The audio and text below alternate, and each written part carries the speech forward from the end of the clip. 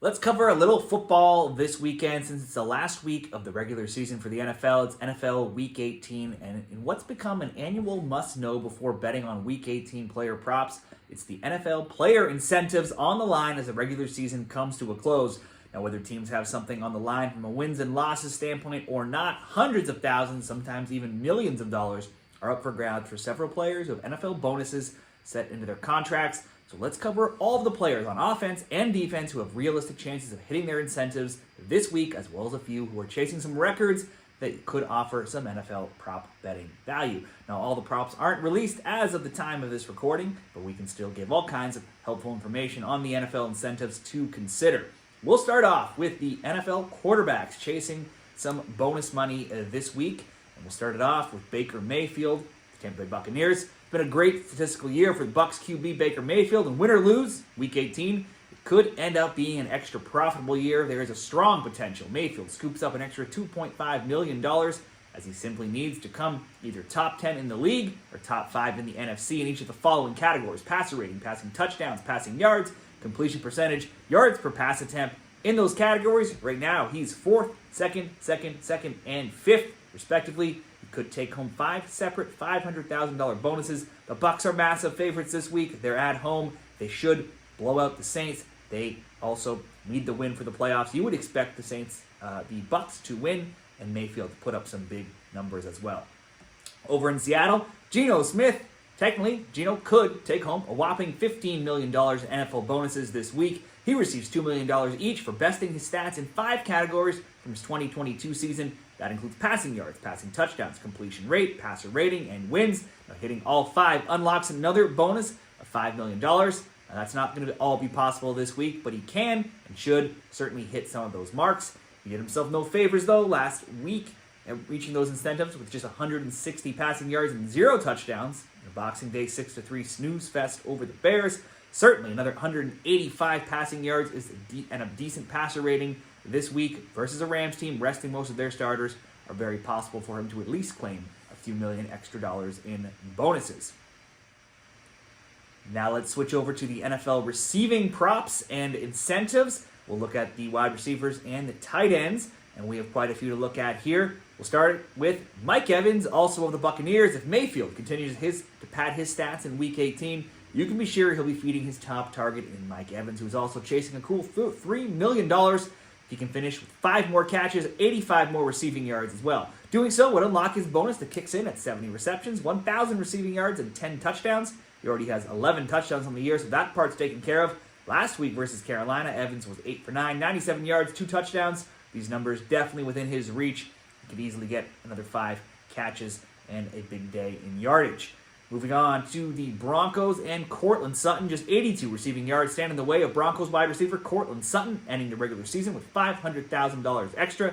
Playing at home with a playoff spot on the line against the Chiefs team, likely to rest most starters, should give him every chance of achieving this. In a less likely incentive, a further $200,000 on the line if he hits 10 receiving touchdowns, of which he has 7. Sutton has only had multiple touchdown catches once all season, that being 2. And he has finished with yardage totals of 32, 50, 55 in his last 3 games. So really neither bonus is a lock, but certainly targeting some Sutton receiving props this week looks like a smart bet.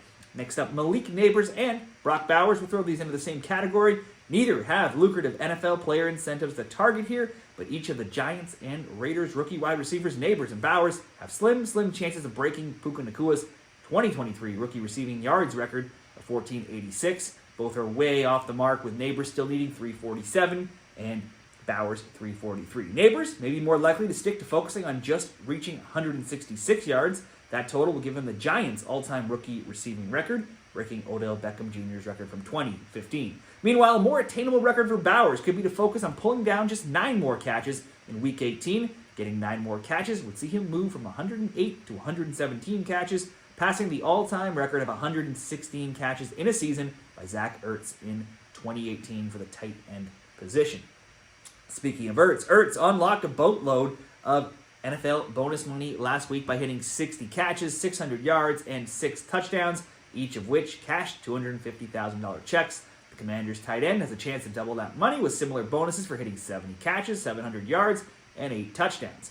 He's got 9 catches, 90 yards, and 2 touchdowns away in each of those categories. Considering his high in catches, though, is just 7 this season, and he's only hit 70-plus and 2-plus touchdowns once, that being last week, and that game coming in overtime. It's unlikely, but possible he could hit some more targets this week.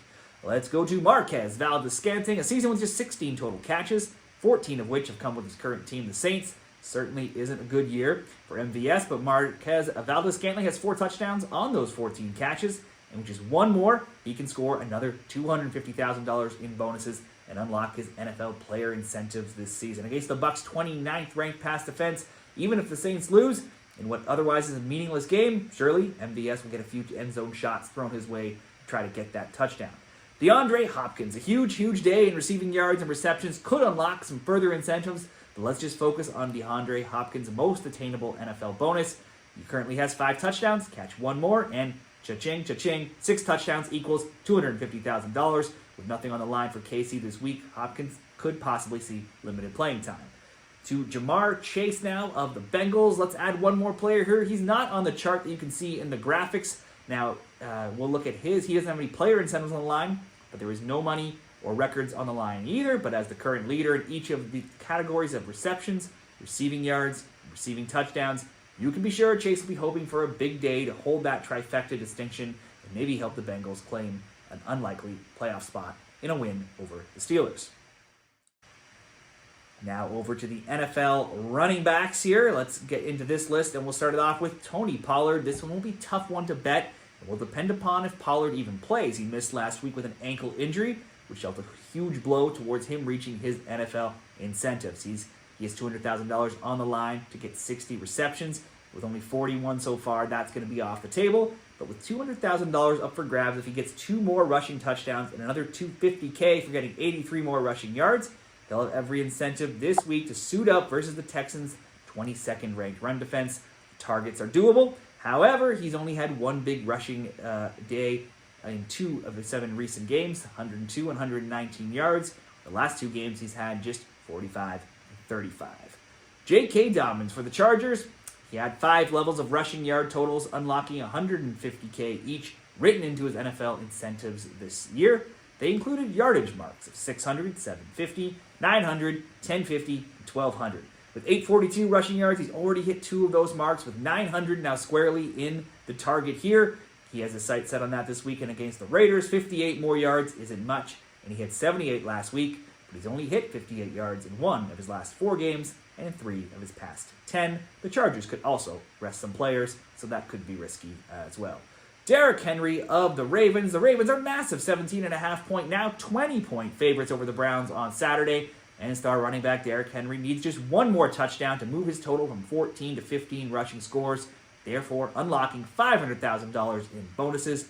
Henry has rushing scores in 11 of 16 games this season, but he's only found the end zone once in his last 5, with Baltimore at home needing the win, being massive favorites, and Henry having so much money on the line. You would expect him to get a few chances to try to punch one in the end zone and get that extra money. Also on the Ravens, Justice Hill. This one is a long shot. First, because Hill just missed last week with a concussion, as well as practice time this week. And second, because he needs 8 more receptions to hit 50 and unlock $250K. He hasn't even been targeted 8 times since week 1, and his highest catch total in his last 11 games has just been 5.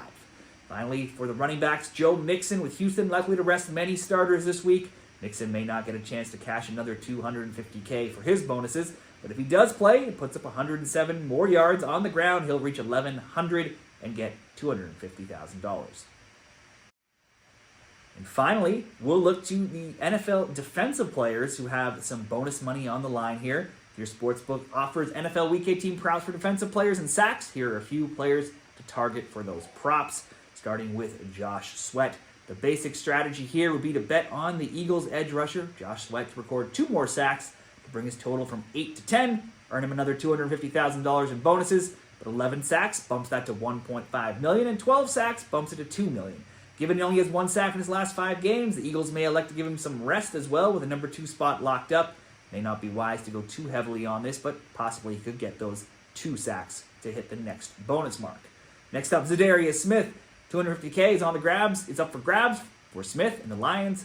from the Lions when they meet the Vikings on Sunday Night Football. If he sacks Sam Darnold twice, he'll increase his total from 8 to 10. Cash in on this bonus. And finally, Von Miller. This is simple and lucrative for Von Miller. If he can record 2 more sacks this season when the Bills meet the Patriots, his bonus of $1.5 million for 2024 incentives will kick in. The Bills don't have much on the line. Miller likely won't play the whole game, but he could be at least playing part of the game to cash that check. So that covers all the main players that are searching for extra incentive bonuses. Let's just create now a couple picks and parlays here, incorporating some of that and just some other game predictions as well. We can go Ravens as there. I'm not betting anybody to win by 20 points in the NFL, so we'll take the alt spread minus 6.5 plus Derrick Henry anytime touchdown, and let's go pair that up with Brock Bowers from on Sunday. Bowers 4 more receptions, 40 or more receiving yards. Certainly he could have more, but we'll leave it at that. That parlay will be minus 134. It's very conservative. The Ravens should win by more. They need to win, get the division. They have revenge on their minds from losing to Cleveland earlier. Cleveland's also starting Bailey Zappi. Can't be worse than DTR, but still not a great option. Cleveland could also still get the number 1 pick here. Now Bowers, certainly going 4 and 40. He could go for more than that. The last 2 weeks, he was 11 of 13 for 99, 7 of 7 for 77.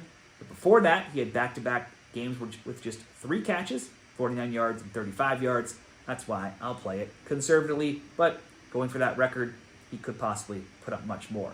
And a second parlay on Sunday, Vikings and Lions, both to score 2 or more touchdowns. This could easily see both teams to score more than 2, and we'll also in that same game parlay go Laporta and Gibbs, 2 receptions each.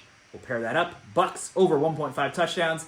Evans, 50-plus receiving yards. Mayfield, 1+ passing touchdown and 200 or more passing yards. And we'll just focus on Courtland Sutton, 3 or more receptions, 30 or more receiving yards. That parlay comes in at minus 108. Now, if we look at these picks, it was 31-29 Detroit when these teams met earlier. I would like to maybe throw in some Jefferson and Amon-Ra St. Brown props, possibly. Jefferson had 8, 10, 7, 7, and 7 catches in recent weeks. 3 or more in 15 of 16 overall games. St. Brown, 3 or more in 15 of 16. Catches of 8, 6, 14, 5, 5, 6, and 11 in past games. Considered adding them both to get at least 3 catches. That won't add very much to the parlay. If you wanted to, you can go 4 or 5.